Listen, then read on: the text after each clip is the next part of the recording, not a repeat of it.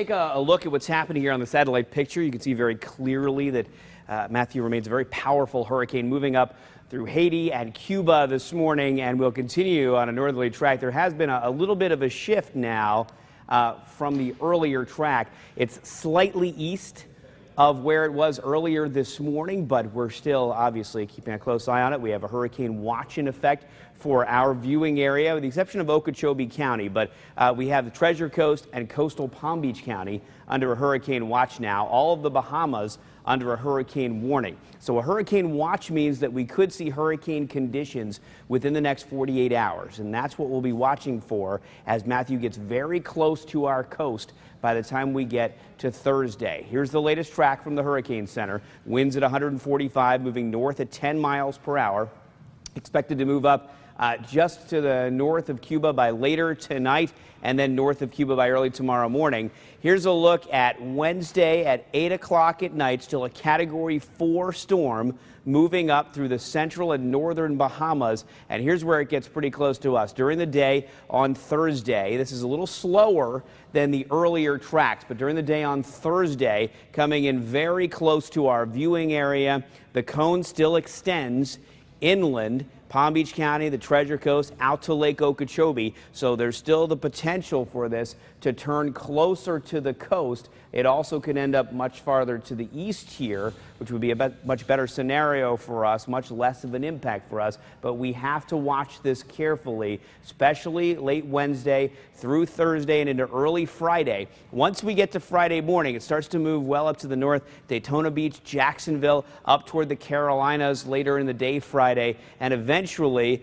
up into the Carolinas and into Virginia and Maryland as we get to the weekend here. Pretty far away from us, and our conditions will improve pretty quickly after that happens. So here are the latest spaghetti models, all of them in good agreement. This is headed up through the Bahamas, but you'll see this split here with more of the models pushing a little bit to the east now, which is why the cone has begun to shift a little bit more to the east. But there's still a few models that bring it in pretty close to our viewing area, and we can't say that we won't see a landfall in our viewing area, but for now, most of the models keep the storm offshore.